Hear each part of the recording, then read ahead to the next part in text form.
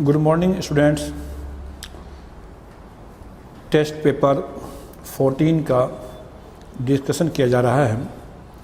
उसमें question number 46 है। Question number 46 है, आयुपैक नेम पूछ रहा है। तो ये ऐसा लिखा हुआ है, ये CO और ये पोजीशन पर NH और ये फिनाइल ग्रुप लिखा हुआ है और इसका आयुपैक नेम पूछता है। तो बोल ये फिनाइल ग्रुप है, ये N सब्स्टिट्यूटेड अमाइड है, तो बोलना N phenyl cyclohexane carboxamide. N phenyl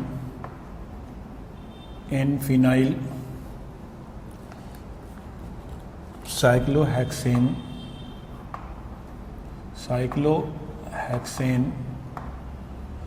कार्बोऑक्सामाइड। इसका आंसर ये C बन जाएगा। डियर क्वेश्चन नंबर 47 में है, विच of the following compound show pseudo tautomerism. तो यहाँ पे क्वेश्चन नंबर 47 में सूडो टॉटोमेरिज्म में ये C डबल बॉन्ड O और ये C डबल बॉन्ड O होगा। इसका जो टॉटोमेरिक फॉर्म होगा वो ये ऐसा हो जाएगा, ये OH, ये डबल बॉन्ड, फिर OH और ये डबल बॉन्ड हो जाएगा। उसके बाद यहाँ पे ये पोजीशन पे ऐसा लिखा हुआ है, ये डबल बॉन्ड ये CO हो जाएगा। यहाँ पे ये H ये पोलराइज करेगा, ये इसको इलेक्ट्रॉन देगा, तो यहाँ से ये H प्लस यहाँ शिफ्ट कर जाएगा। तो इससे लिख सकते हो आप, ये डबल बॉन्ड और यहाँ से फिर OH लिख सकते हो। इसी तरीके से ये पोजीशन पे ये ऐसा लिखा हुआ है, ये डबल बॉन्ड ये पोजीशन पे O और ये ऐसा लिखा रहा। इस पे यदि आप टॉटोमेरिज्म कराओगे तो ये टॉटोमेरिक फॉर्म ऐसा बनेगा, यहाँ पे OH ये डबल बॉन्ड, फिर यहाँ पे OH ये डबल बॉन्ड और ये डबल बॉन्ड और फिर ये OH हो जाएगा। मतलब 47 का जो आंसर होगा वो D होगा, यानी इसमें सभी हो जाएंगे। 47 का यहाँ पे ये D हो जाएगा। उसके बाद 48 में है,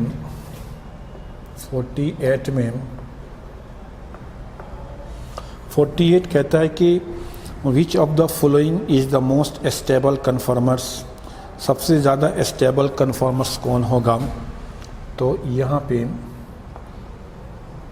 ये पोजीशन पे ऐसा लिखा रहा, यहाँ से ये CH3, देन ये पोजीशन पे CH3 हो जाएगा और यहाँ पे ये OH और ये OH हो जाएगा और ये H और ये पोजीशन पे ये H हो जाएगा।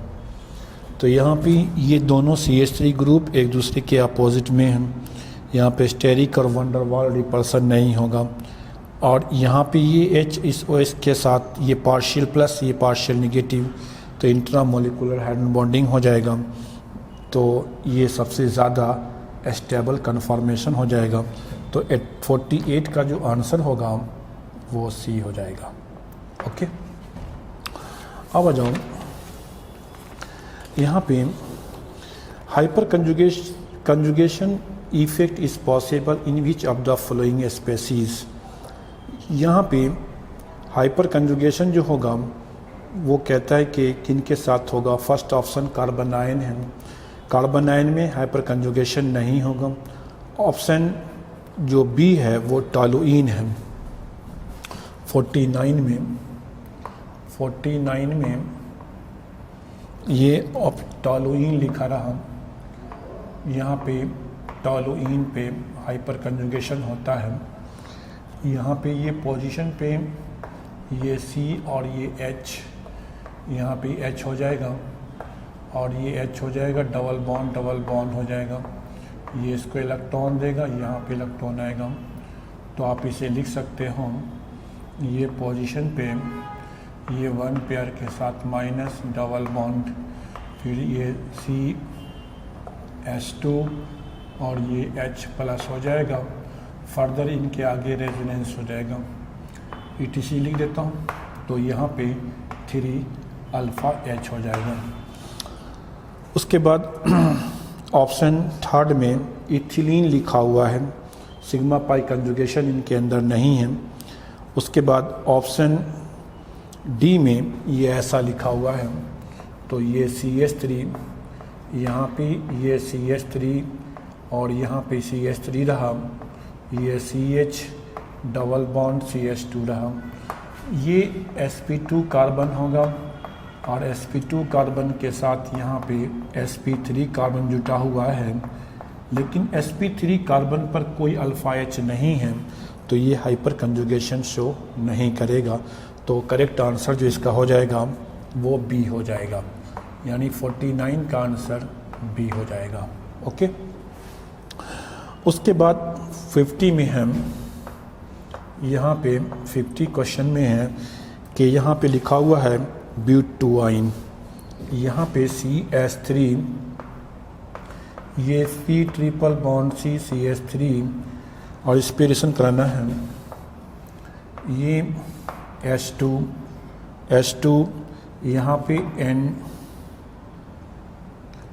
निकेल बोराइड कैटलिस्ट, N2B लिखा रहा, हीट किया हुआ है, nickel boride catalyst, nickel boride catalyst, इसको P2 कैटलिस्ट ही बोलते हैं।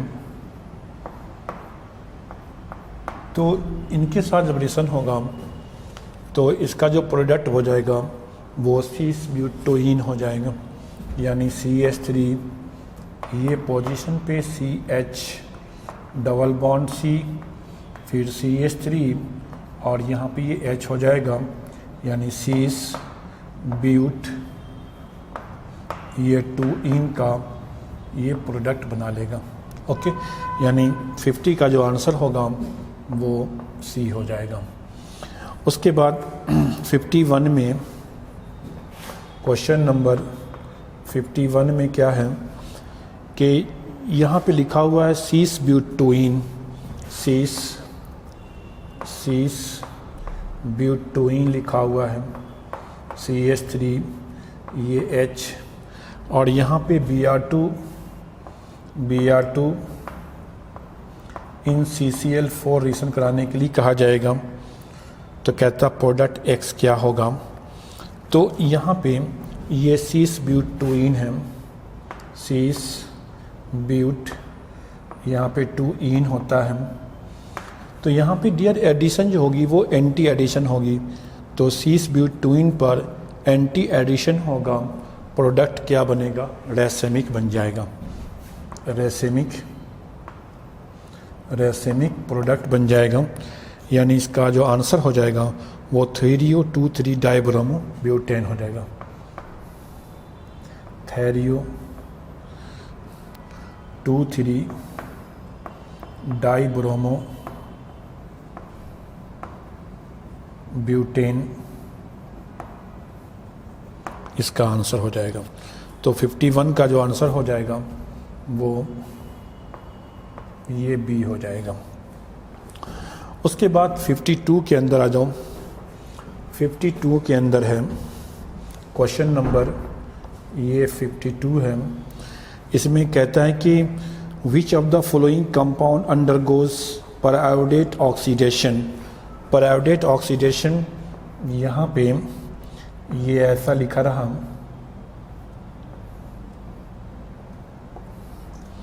ये OH और ये OH हो जाएगा और ये OCH3 ग्रुप लिखा होगा। यहाँ पे परायोडेट ऑक्सीडेशन, तो फर्स्ट में ये वीक डाइऑल होता है और ये वीक डाइऑल परायोडेट के साथ परायोडिक एसिड के साथ रिएक्शन कराएगा HiO4 के साथ, तो ये टूट जाएगा, तो ये एल्डिहाइड और ये एल्डिहाइड बना लेगा। इसी तरीके से यहाँ पे ये पोजीशन पे ऐसा लिखा रहा, ये C+O, देन यहाँ पे ये ऐसा लिखा रहा, ये OH और ये भी क्या होगा बोलो, OH हो जाएगा। तो ये भी क्या है, ये वीक डाइऑल, ये भी वीक डाइऑल हो जाएगा। उसके बाद यहाँ पे ये पोजीशन पे ये ऐसा लिखा रहा, ये CH, यहाँ पे OH, देन यहाँ पे CH और ये OH हो जाएगा एंड देन CH3 हो जाएगा। तो ये भी क्या देख रहे हो कि ये vic diol 2OH group attach to the adjacent carbon. इसे परायोडिक एसिड के साथ रिएक्शन कराओगे तो ये एल्डिहाइड और ये भी एल्डिहाइड हो जाएगा, तो ये साइड एसिटल्डिहाइड हो जाएगा और ये साइक्लोहेक्सेन कार्बल्डिहाइड हो जाएगा। मतलब कहने का ये है कि ये सभी के सभी परायोडिक एसिड के साथ रिएक्शन करके प्रोडक्ट दे देंगे। तो इसका आंसर क्या हो जाएगा, डी हो जाएगा, यानी all of this, D correct answer हो जाएगा। ये 52 हो जाएगा। 53 में कहता है कि phenol is colourless liquid on keeping for long time it converts into brown colour due to oxidation होता है और पैराबेंजोक्विनोन बना देता है। पैरा यानी 53 में ये बनाता क्या है, ये बेंजोक्विनोन बना देता है। यहाँ पे ये डबल बॉन्ड, ये पोजीशन पे O, फिर ये दिस, यानी सही आंसर जो होगा वो इसका A हो जाएगा। उसके बाद 54 में 54 क्या लिखा हुआ है, यहाँ पे phenolphthalein is obtained by condensation with phenol and phthalic anhydride के साथ रिएक्शन कराना होता है। यहाँ पे ये थैलिक अनहाइड्राइड होता है, ये पोजीशन पे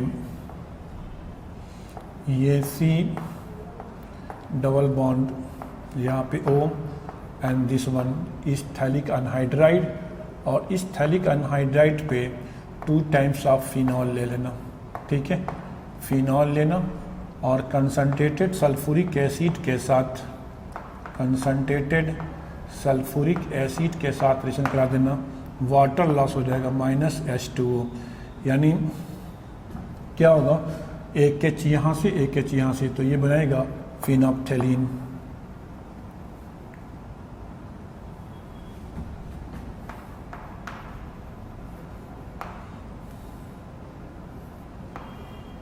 ये बना देगा फिनोप्थेलिन। तो 54 का सही आंसर यहाँ पे बी हो जाएगा। ओके, उसके बाद आ जाओ 55 के अंदर क्या होता है। 55 के अंदर क्या होगा स्टूडेंट्स, इसको देखो। 55 में एक रिएक्शन लिखी हुई है, यहाँ पे ये पोजीशन पे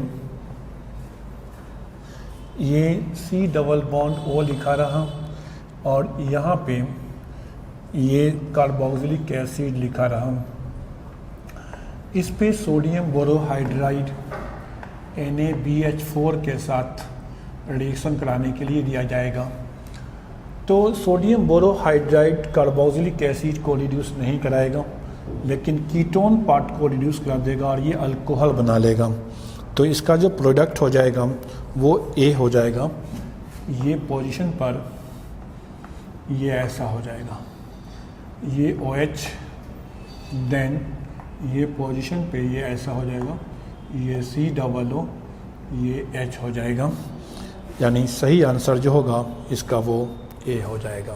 यानी 55 का आंसर आप A कह लेना। उसके बाद 56 में आ जाओ। 56 में क्या है उसको देखते हैं।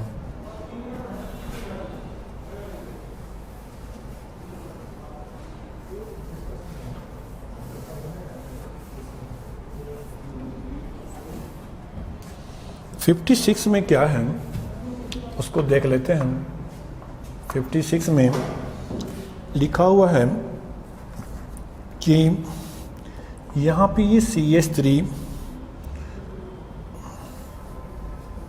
56 में लिखा हुआ है कि ये A+B लिखा हुआ है और यहाँ पे ये NaOH और इसको 55 डिग्री टेम्परेचर पर हीट करते हैं तो इसका प्रोडक्ट बनता है ये CH3 CH, यहाँ पे OH, देन यहाँ पे ये CH, ये CH3 एंड देन यहाँ पे ये CHO।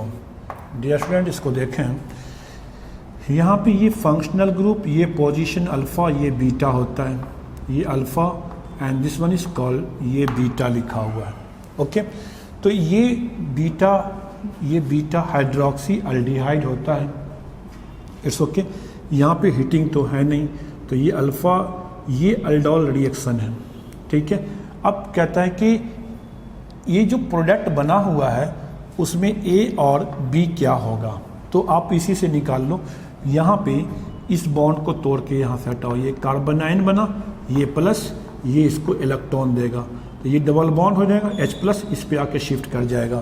तो यानी ये क्या बना, CH3, ये CH डबल बॉन्ड O हो जाएगा, प्लस B क्या होगा, B देख लो, B में ये CH3 देन ये CH2, यहाँ पे ये क्या होगा बोलो, ये CHO हो जाएगा, यानी एसिटल्डिहाइड और प्रोपायोनिल डिहाइड हो जाएगा। यानी इसका जो आंसर होगा वो क्या होगा, B हो जाएगा। इसका आंसर ये B हो जाएगा। ओके तो आप ऐसा कर सकते हो कि फिर इन दोनों का रिलेशन करा लो। तो यहाँ पे पॉइंट सुनो, इसका रिलेशन कराओ, ये कार्बन आयन में और प्रोपायोनिल डिहाइड में which one is more reactive, ये ज़्यादा रिएक्टिव, इन दोनों में ज़्यादा रिएक्टिव कौन सा होगा, तो ये ज़्यादा रिएक्टिव होगा। तो यहाँ पे एक का कार्बन आयन बनेगा और दूसरे वाले पे जाके अटैक करेगा, तो इसका आंसर क्या होगा, एसिटल्डिहाइड एंड प्रोपायोनिल डिहाइड। 56 हो गया।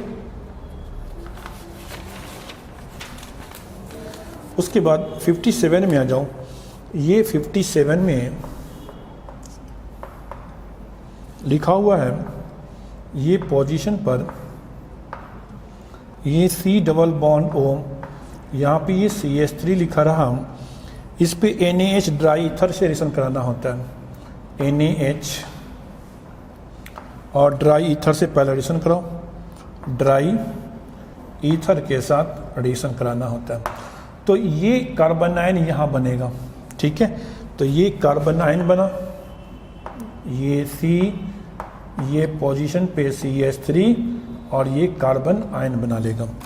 उसके बाद कहता है CH3 I के साथ रिएक्शन कराओ, तो ये CH3 ये I हो जाएगा, ये इस पे अटैक करेगा, आयोडीन यहाँ से निकल जाएगा।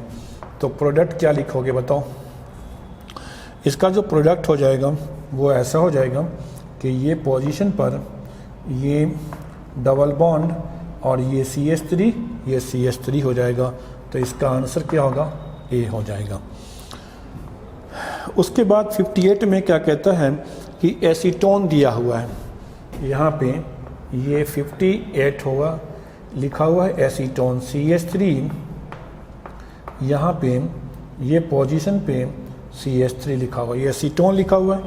इस पे परऑक्सी बेंजोइक एसिड के साथ रिएक्शन कराना है, परऑक्सी बेंजोइक एसिड के साथ रिएक्शन कराना है, तो इसका प्रोडक्ट कहता है एस्टर बन जाता है, CH3O देन O और ये CH3 एस्टर बन जाता है। तो कहता है कि इस reaction, the above reaction is known as, तो इसे हम लोग कहते हैं वेयर विनेगर ऑक्सीडेशन, यानी BVO रिएक्शन, वेयर विनेगर ऑक्सीडेशन। तो सही आंसर इसका A हो जाएगा। उसके बाद 59 में क्या कहता है उसको देख लेते हैं।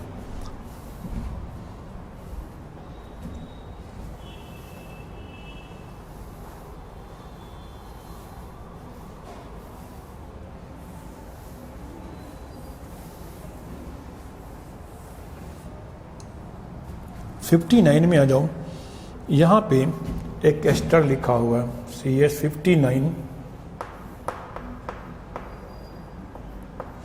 59 में एक एस्टर लिखा रहा CH3CO, देन यहाँ पे O और ये CH3। इस पे फिनाइल मैग्नीशियम ब्रोमाइड का रिएक्शन कराना है। फिनाइल मैग्नीशियम ब्रोमाइड का रिएक्शन कराना है। डियर लिया गया एक्सेस है, तो एक दफ़ा फिनाइल इस पे अटैक करेगा और ये यहाँ से हट जाएगा, तो न्यूक्लियोफिलिक सब्स्टिट्यूशन रिएक्शन हो जाएगा। तो यहाँ पे फिनाइल यहाँ के चिपक जाएगा, तो ये एसीटोफिनॉल बना देगा। ठीक है, फिर एसीटोफिनॉल पर एक फिनाइल और अटैक करेगा, इस पर अटैक करेगा, तो अब ये पोलराइज हो जाएगा। फिर एसिडिफिकेशन करा लेना, तो प्रोडक्ट क्या बना CH3, देन फिर OH, फिर क्या लिखना ये PH, एंड देन ये क्या होगा बोलो, ये PH हो जाएगा। यानी प्रोडक्ट क्या बनाएगा 1,1 डाइफिनाइल इथेनॉल। सही आंसर A हो जाएगा। अब आ जाओ क्वेश्चन नंबर 60 के अंदर। क्वेश्चन नंबर 60 में क्या है उसको देख लें। यहाँ पे एनालीन लिखा हुआ है। एनालीन पे अगर आप NaNO2HCl के साथ रिएक्शन कराओगे ना, तो ये डायजोनियम सॉल्ट बना देगा। यानी ये पोजीशन पे ये N2 प्लस Cl- ये डायजोनियम सॉल्ट बना देगा, बेंजीन डायजोनियम क्लोराइड। उसके बाद CuCN के साथ इस पे रिएक्शन कराना होता है, CuCN के साथ। तो ये प्रोडक्ट क्या बना देगा, ये CN, ये B बेंजोनाइट्राइल हो जाएगा, बेंजोनाइट्राइल। फिर इस पे H2 कैटेलिटिक हाइड्रोजिनेशन करा दो, यहाँ पे H2 और N निकेल के साथ रिएक्शन करा दो, तो C क्या बन जाएगा, ये C बनेगा PH, यहाँ पे CH2, एंड देन ये बन जाएगा NH2। इट्स ओके, ये बेंजाइल एमीन बन जाएगा जो C हो गया, ये आपका C हो गया। उसके बाद इस पे कहता है कि नाइट्रस एसिड HNO2 के साथ रिएक्शन करा दो। इस पे HNO2 के साथ रिएक्शन कराना होता है, तो नाइट्रस एसिड के साथ रिएक्शन कराओगे इनकी, तो ये N2+ बना देगा। N2+ गुड लिविंग ग्रुप हो जाएगा, ये केटायन बनाएगा, वाटर से रिएक्शन करा देना, तो ये बेंजाइल अल्कोहल बना देगा। यानी प्रोडक्ट क्या होगा, बेंजाइल अल्कोहल। यानी इसका जो 60 का जो आंसर होगा वो यहाँ पे कहता है कि प्रोडक्ट वुड बी, तो यहाँ पे नाइट्रस एसिड के साथ रिएक्शन कराना है, तो नाइट्रस एसिड के साथ रिएक्शन कराओगे C6H5CH2NH2, तो यहाँ पे प्रोडक्ट क्या लिखना, ये PH, यहाँ पे CH2, देन यहाँ पे OH, ये बना देगा बेंजाइल अल्कोहल। यानी फिर से देख लें, एक दफ़ा इंस्पिरेशन कराओगे एनालीन पे NaNO2HCl के साथ, तो ये डायजोनियम सॉल्ट बना देगा, ये बन गया। फिर इस पे CuCN के साथ ऑपरेशन कराओ, तो ये बेंजोनाइट्राइल बना देगा, और इस पे कैटालिटिक हाइड्रोजन कराओगे तो ये CHNH2 बना देगा, यानी CH2 ये NH2C बन जाएगा। फिर इस पे नाइट्रस एसिड के साथ रिएक्शन कराना होता है, तो नाइट्रस एसिड से रिएक्शन कराओगे तो ये NH2 N2+ बनाएगा, N2+ गुड लिविंग ग्रुप होगा, केटायन होगा, फिर वाटर से इसकी रिएक्शन हो जाएगी, तो ये प्रोडक्ट जो बना देगा वो बनाएगा बेंजाइल अल्कोहल। तो C6H5CH2OH ये प्रोडक्ट बना देगा। ठीक है, तो इसका आंसर जो हो जाएगा बेंजाइल अल्कोहल हो जाएगा। ओके, तो हम लोग यहीं तक रखें, फिर नेक्स्ट क्लास में हम लोग देखेंगे। Okay, thanks, have a nice day. Question number 61 है, which quantum number gives the information about degenerate orbital. तो डीजेनरेट ऑर्बिटल वो होते हैं जिनके n और l दोनों की ही वैल्यू सेम होती है।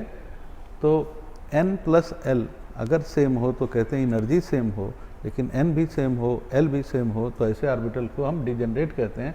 तो बेसिकली डिजेनरेसी के लिए l ज़्यादा महत्वपूर्ण है। तो इस तरह से हम बी आंसर की ओर जा रहे हैं। ठीक है। दूसरा है, क्योंकि l से ही क्या होगा, नंबर ऑफ m वैल्यू आएगी, और m वैल्यू जैसे l बराबर 1 का नाम है p ऑर्बिटल, और p ऑर्बिटल के m वैल्यू है 3, -1 0 +1 px py pz, तो ये तीनों इक्वल एनर्जी के हैं, तो यही डिजेनरेट कहलाएंगे। ओके, तो यहाँ कोई डाउट नहीं होना चाहिए। क्वेश्चन नंबर 62 कह रहा है फर्स्ट आयनाइजेशन एंथैल्पी और इलेक्ट्रॉन एफिनिटी दो एलिमेंट की वैल्यू ये हैं, तो इलेक्ट्रोनेगेटिविटी इनकी क्या होगी। ठीक है ना। तो इसका मतलब इलेक्ट्रॉन एफिनिटी और आयनाइजेशन एंथैल्पी दी है, इलेक्ट्रोनेगेटिविटी पूछ रही, तो ये रिलेशन है मोलिकन स्केल से। और मोलिकन स्केल में जो फार्मूला होता है वो होता है ionization enthalpy electron affinity by 2, लेकिन मोलिकन स्केल का पॉलिंग से रिलेशन क्या है, तो एक्स मोलिकन बाई 270 करेंगे तो ये मैच करेगा। तो इस तरह से ये वैल्यू भर देंगे, यानी डिनोमिनेटर में 540 होना चाहिए, राउंड फिगर में 544 दिया है, तो हमारा आंसर हो गया ये सही। लैटिस एनर्जी किन किन बातों पे डिपेंड करती है, तो हम लोगों ने एक कैटायन और एक एनायन बनाने के एलिमेंट को लेके, मान लीजिए C एक एलिमेंट है मेटल का, जो A एक नॉन मेटल के साथ मिलके Ca नाम का सॉलिड स्टेट में लैटिस का फॉर्मेशन कर रहा है। तो कहते हैं थर्मोडायनामिक्स के स्टेप से चलेंगे, ऐसे चला लगाएंगे, कहेंगे कोई रिएक्शन एक स्टेप में हो या मल्टीपल स्टेप में हो तो ओवरऑल हीट चेंज सेम होता है।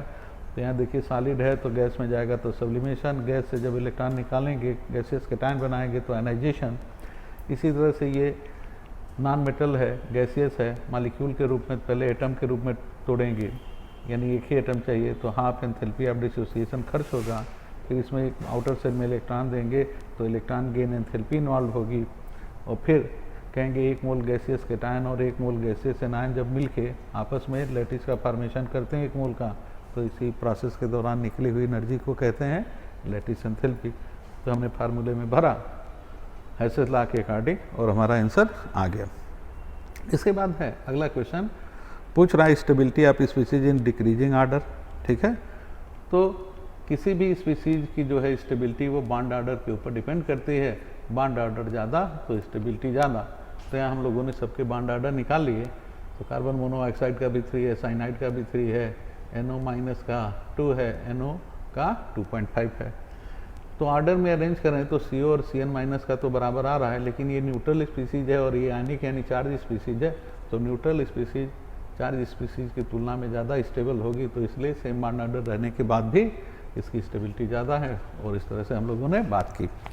अगला क्वेश्चन कह रहा है कि मंड प्रोसेस में इम्प्योर निकिल को क्या करते हैं, तो इम्प्योर निकिल को कार्बन मोनोऑक्साइड के साथ गर्म करके निकिल का टेट्राकार्बोनिल बनाते हैं, फिर स्ट्रांग हीटिंग करते हैं तो निकिल अलग चली जाती है, कार्बन मोनोऑक्साइड अलग चला जाता है, और गैस है तो इसको कहते हैं वेपर फेज रिफाइनिंग। और वेपर फेज रिफाइनिंग यानी कि निकलने वाली चीज़ें गैस के रूप में हैं, तो मंड प्रोसेस भी वेपर फेज रिफाइनिंग का एक एग्जाम्पल है।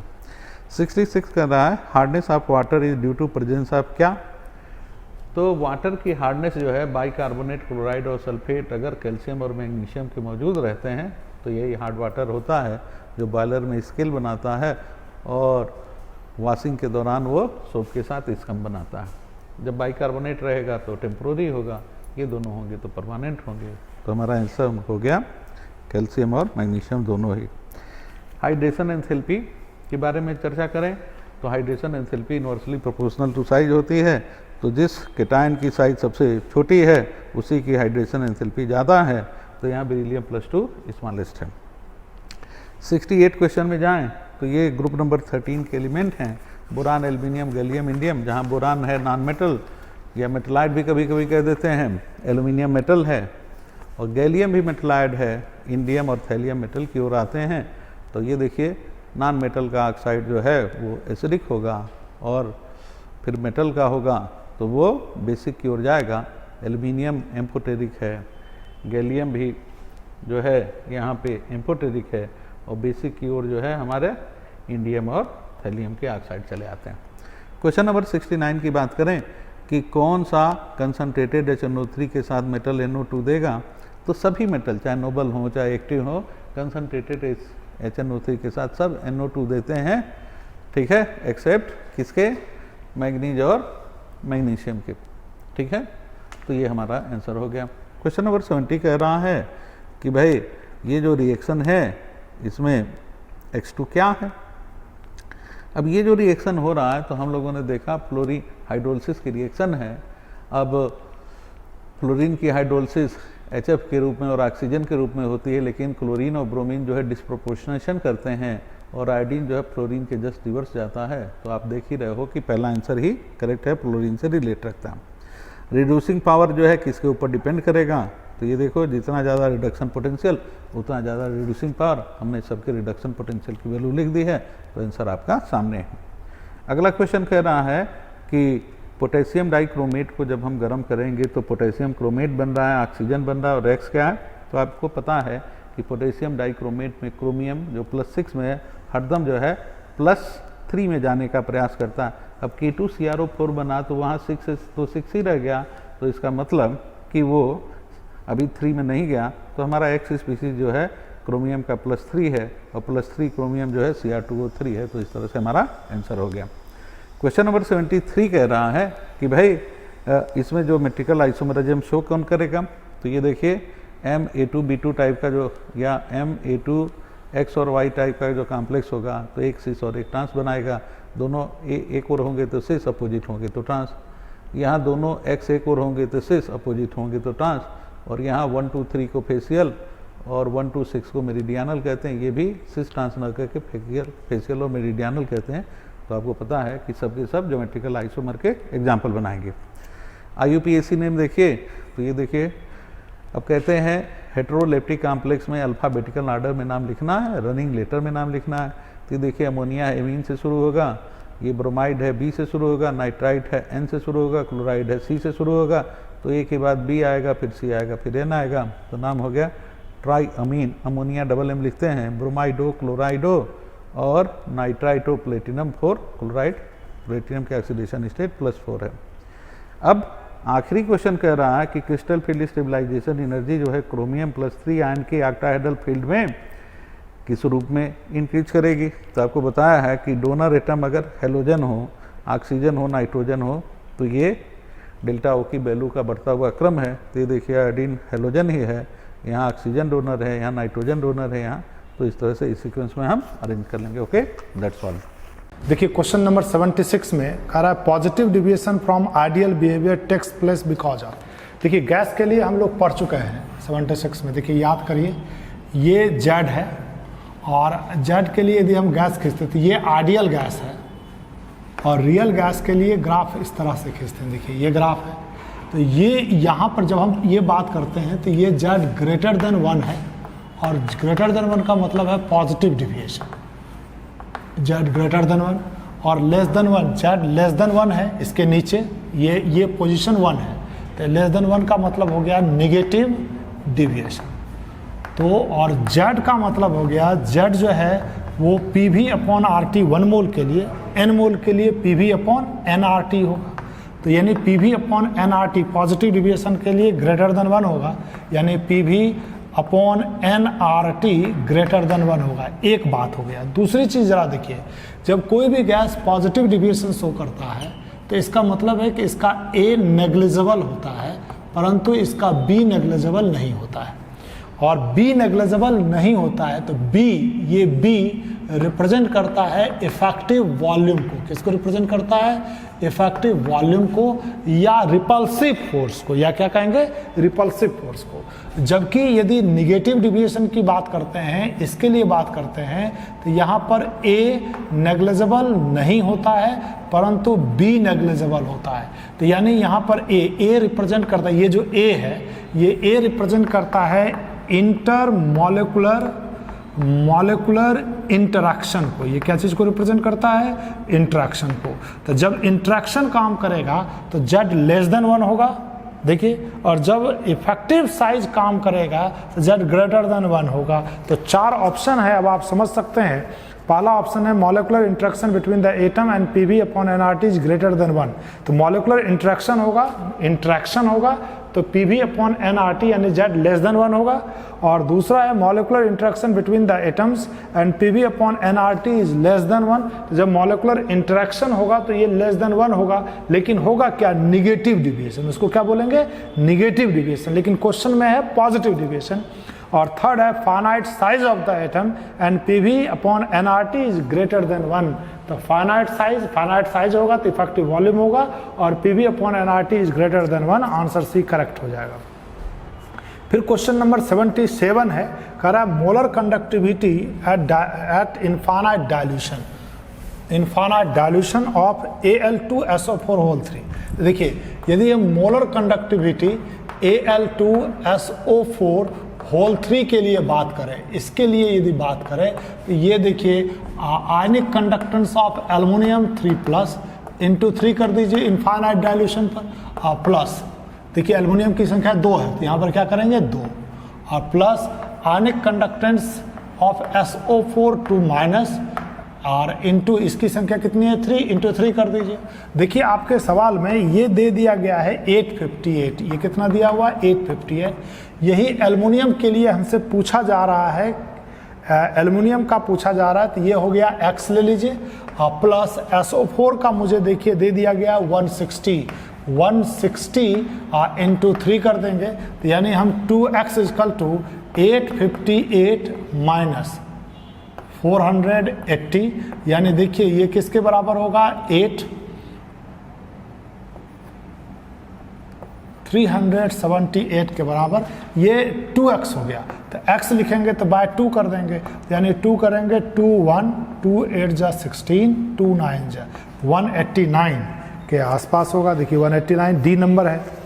फिर मुझसे 78 नंबर क्वेश्चंस पर अब हम आ रहे हैं, 78 पर आ रहे हैं। देखिए 78 में क्या कह रहा है कि ये एक ट्यूब है और एक एंड से HCl इंटर कर रहा है और एक एंड से अमोनिया इंटर कर रहा है। देखिए लिखा हुआ है आपके सवाल में, a bottle of dry ammonia and bottle of dry hydrogen chloride connected through a long tube are opened at the same time at the both end white aluminium chloride form.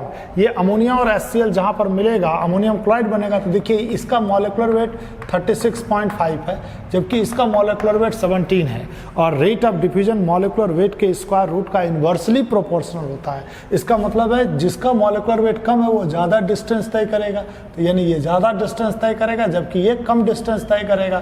तो आप बता दीजिए 4 ऑप्शन। देखिए यहीं पर ये white fume से appears होगा, यानी NH4Cl अमोनियम क्लोराइड इसी जगह पर बनेगा, और कह रहा है near the ammonia bottle near the hydrogen chloride bottle at the centre of the tube through out the tube. कहाँ पर बनेगा, near the HCl bottle, HCl bottle के नज़दीक होगा। चलिए ये था 78। अब हम 79 पर बात कर रहे हैं। देखिए find the pH value of mixer containing 50 cc of MHCl and 30 cc of NaOH। देखिए NaOH कम है और HCl ज़्यादा है, इसका मतलब है रिजल्टिंग सॉल्यूशन जो होगा वो एसिडिक होगा, और यदि कोई सॉल्यूशन एसिडिक हो तो उसका pH क्या होगा, लेस देन 7 होगा। तो 4 ऑप्शन में देखिए लेस देन 7, यानी हम ये बात कर रहे हैं find the pH value of the mixer containing 50 cc of MHCl 50 cc of MHCl and 30 cc of MnAOH containing both the completely ionized। जो completely ionized होगा वो किसके बराबर होगा, देखिए यहाँ पर 6.021 के करीब, 0.6021 नहीं होगा। देखिए ध्यान दीजिएगा बात को, करेंगे क्या 50 cc of MHCl and 30 cc of, दोनों का मोलरिटी सेम है, तो ये 50 इंटू 1 कर दीजिए माइनस 30 इंटू 1 कर दीजिए अपॉन ये 70 कर दीजिए इंटू 10 टू द पावर 3 कर दीजिए। 70 ने 50 और 30 80, ये 80 कर दीजिए इंटू 10 टू द पावर 3 कर दीजिए और प्लस 10 टू द पावर -7 कर दीजिए। ये H+ आयन का कंसंट्रेशन होगा, और यदि H प्लस आयन का कंसंट्रेशन मुझे मालूम हो जाएगा तो pH निकल जाएगा। H प्लस आयन का कंसंट्रेशन देखिए ये क्या लिखेंगे, बोलिए 20/80 इंटू 10⁻³ प्लस 10⁻⁻7, इसे कैंसिल कर दीजिए, ये कर दीजिए 0.25 इंटू 10⁻³ प्लस 10⁻⁻7 ये बोलेंगे। अब आप बता दीजिए 80 मिलीलीटर है, 50 और 30 को मिलाएं टोटल मिलीलीटर कितना है 80। और अब आप आ जाइए, इसको यदि इससे मल्टीप्लाई कर देंगे तो 2.5 इंटू 10⁻² और प्लस 10⁻⁻7। तो देखिए ये वैल्यू, ये जो वैल्यू है ये वैल्यू काफ़ी छोटा है, तो ये H प्लस आयन का कंसंट्रेशन हो गया। pH यदि हम निकालेंगे pH equal to minus log 2.5 into 10⁻² use करेंगे, 2.5 इंटू 10⁻², ये यूज करेंगे। सॉरी देखिए ये वैल्यू नहीं होगा बेटा, ये अपॉन 10⁻³ करेंगे, 10⁻³ कैंसिल हो जाएगा, मोलरिटी इंटू वॉल्यूम अपॉन 1000 ये कैंसिल हो जाएगा, तो ये नहीं होगा, ये मिस्टेक हो गया आपका, यानी ये नहीं लिखेंगे, तो यानी ये जो वैल्यू हो गया ये 1/4 प्लस 10⁻⁻7 यानी 0.25 प्लस 10⁻⁻7 होगा, यानी 2.5 इंटू 10⁻⁻1 प्लस 10⁻⁻7 होगा 1 माइनस लॉग 2.5। देखिए ये वैल्यू आएगा, तो 1 में 0.25 को सब्सट्रैक्ट करेंगे, तो जैसे 0.2 को सब्सट्रैक्ट करेंगे तो 0.2 का लॉग 2 का वैल्यू होता है 0.3, तो 0.3 से थोड़ा सा बड़ा होगा, यानी ये लेस देन 0.7 होगा। तो हमारा आंसर देखिए यहाँ पर 0.7 यानी 0.6021 के करीब होगा। ध्यान में रख लेंगे बात को।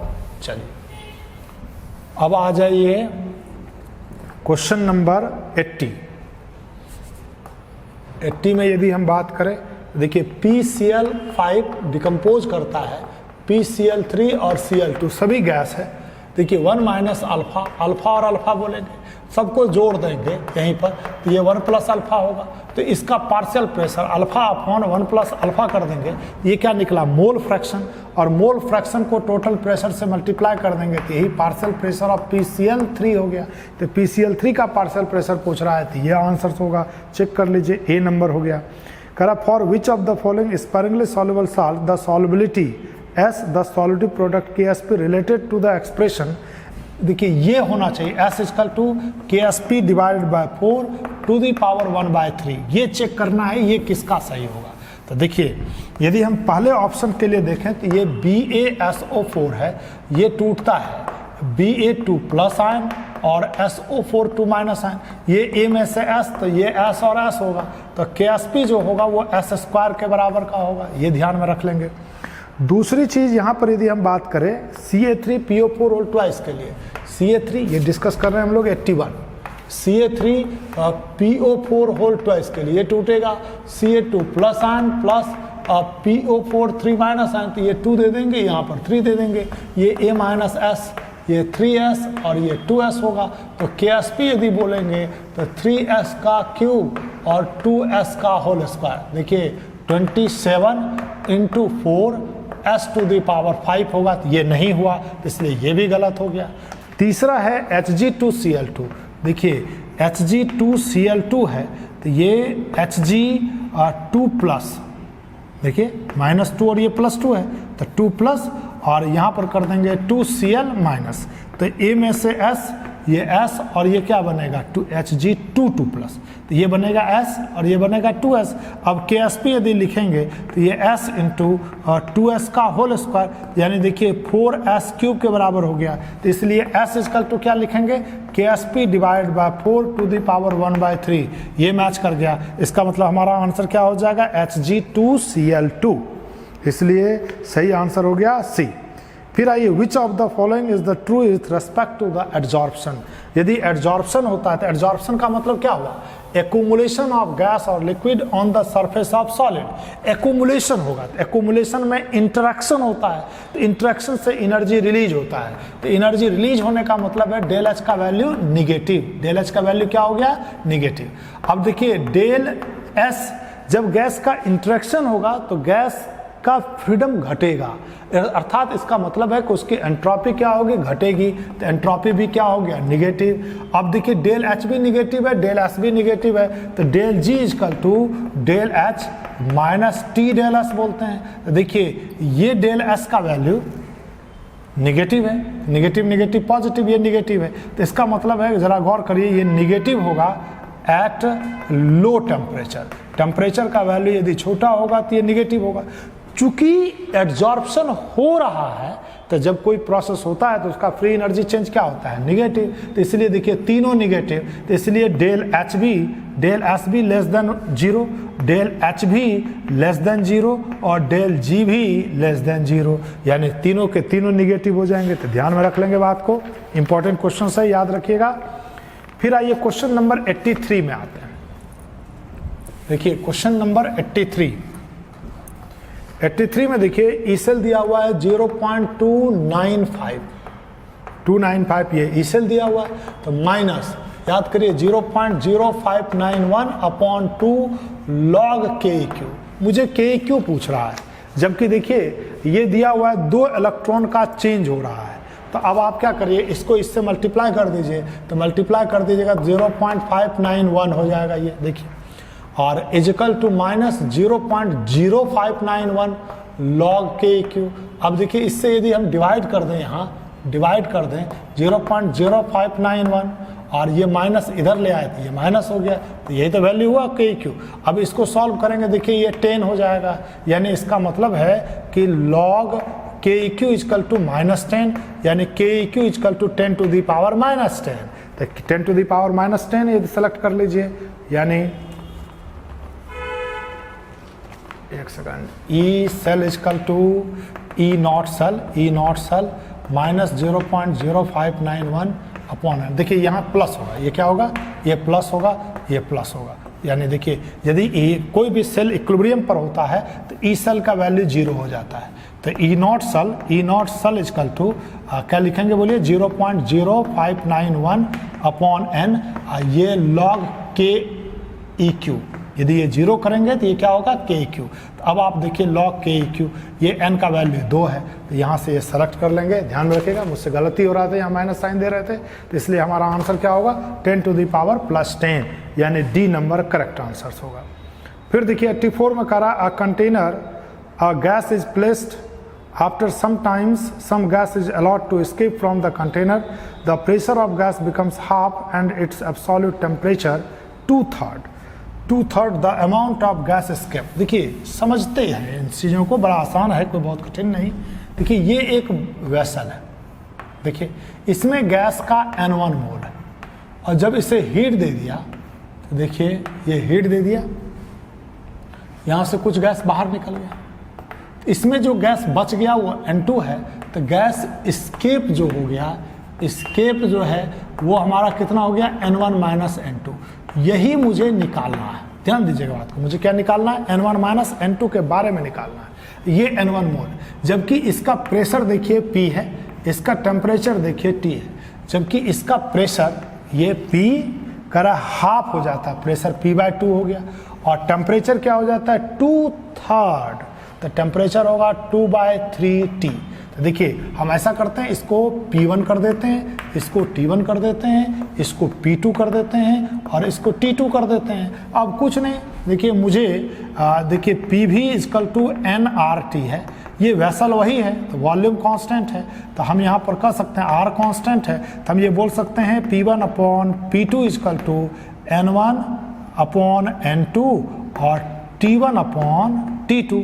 आप बताइए ये N1 अपॉन N2 यदि हम निकालते हैं, N1 अपॉन N2, तो ये किसके बराबर होगा बोलिएगा, तो P1 अपॉन P2 और T2 अपॉन T1, ये में वैल्यू के बराबर हो गया।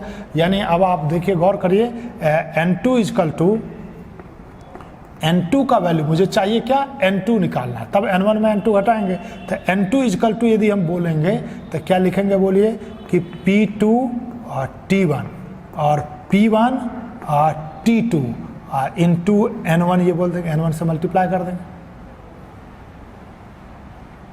P2 T1 N1 P1 T2, ये हो गया n1, ये रहने दीजिए।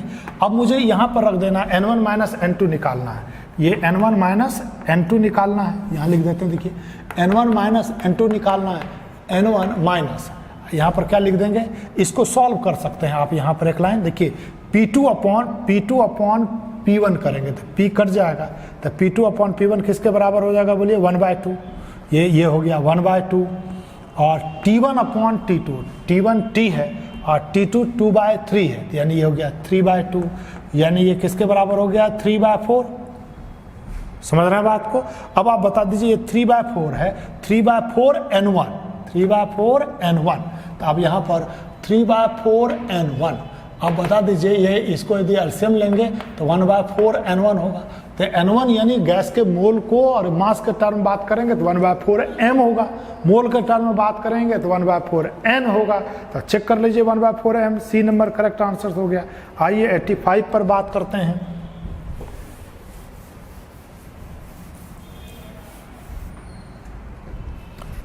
85 पर बात करते हैं। करा a प्लस 3b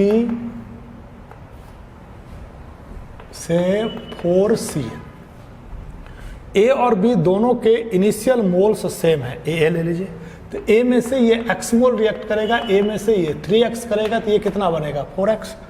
अब मुझे देखिए कह रहा है कि Kc का वैल्यू निकालना है, जबकि a और c का कंसंट्रेशन बराबर है, a और ये C का कंसंट्रेशन बराबर है, यानी a minus X equal to 4x, यानी a इजकल टू 5x, यानी हम यहाँ पर कह सकते हैं a की जगह पर 5x रख दें, a की जगह पर 5x रख दें, तो 5x माइनस एक्स, देखिए ये किसके बराबर हो गया बता दीजिए, 4x, a की जगह पर 5x रख दें तो ये और 3x, 5x माइनस 3x यानी कितना हो गया, 2x, और ये तो 4x है ही। अब आप बता दीजिए के इक्यू, ये इक्विलिब्रियम के लिए है, तो के इक्यू लिखेंगे तो क्या लिखेंगे, 4x का टू द पावर 4 अपॉन ये 4x और ये 2x टू द पावर 3, ये लिखेंगे। अब आप देखिए 4x टू द पावर 4, ये रखिए, ये 4x, इसको लिख सकते हैं 4x इंटू 2x, ऐसे लिख सकते हैं, जरा देखिए। अब आप बताइए 4x और 4x है, यानी हम लिख सकते हैं 4x टू द पावर, यहाँ पर 2x है, यानी कौन है 2x, 2x to the power 3 है, तो 2x का स्क्वायर और ठीक है, ये 4x टू द पावर 4 और ये 4x का होल स्क्वायर हो गया और ये हो गया 2x। अब आप बता दीजिए ये 4x टू द पावर 2 कर सकते हैं अपॉन 2x कर देंगे। अब आप बता दीजिए इसे क्या लिखेंगे,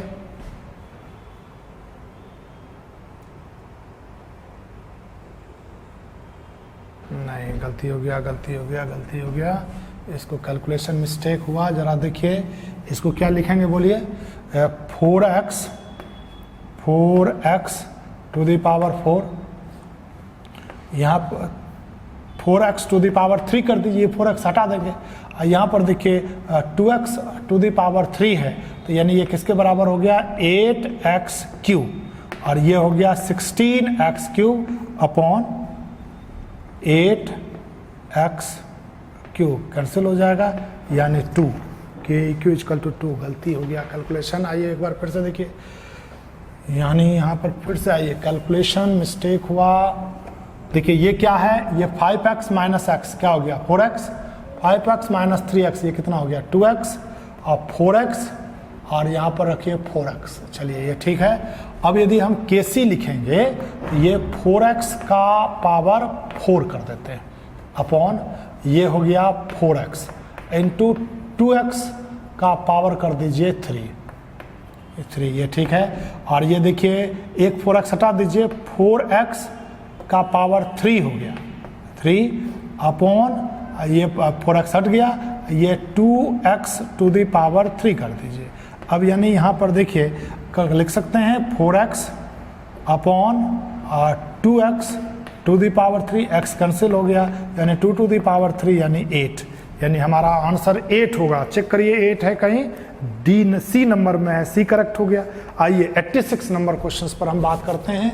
86 में कह रहा solubility of gas increases in the liquid. देखिए कोई भी लिक्विड में यदि गैस डिसॉल्व करता है तो हम लोग पढ़ चुके हैं कि ये गैस है, ये गैस है और ये लिक्विड है, तो ये बनेगा सॉल्यूशन गैस का।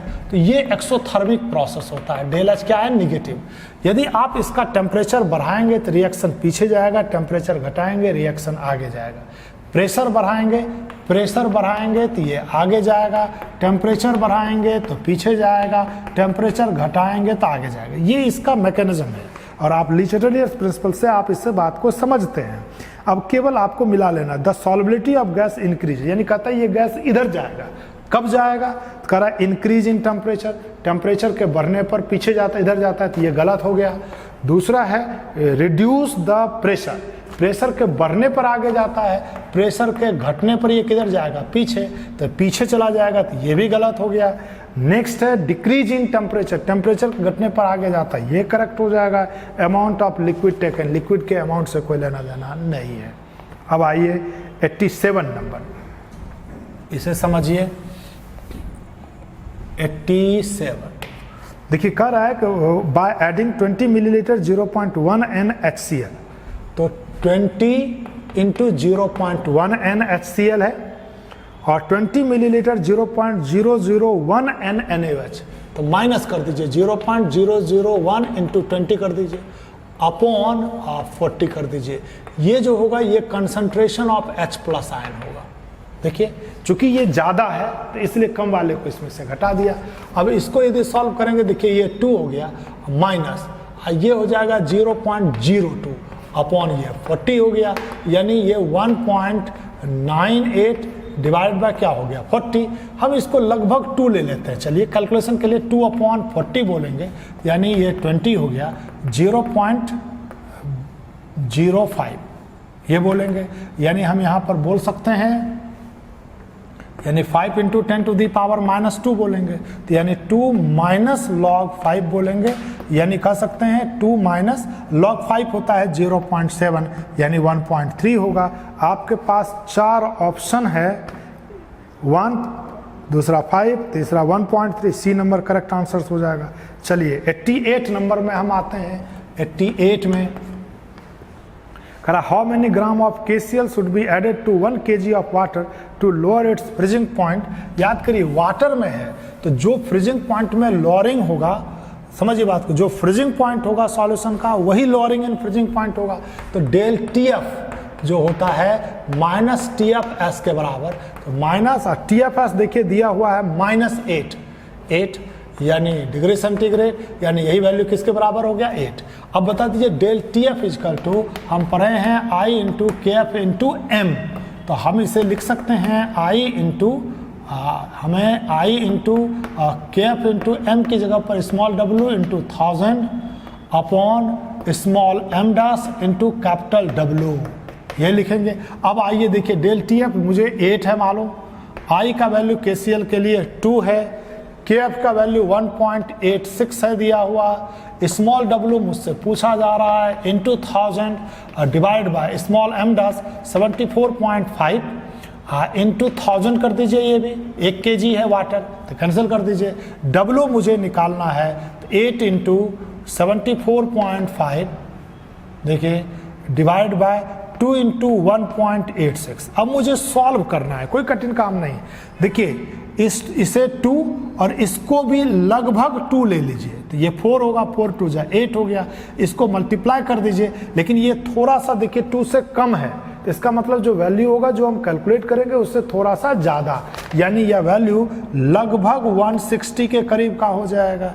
यानी इससे थोड़ा सा ज़्यादा, 160 से थोड़ा कम हो रहा है लेकिन आंसर 160 के करीब। तो देखिए हमारा आंसर 160 यानी डी नंबर है। फिर 89 नंबर में आ जाइए। 89 नंबर में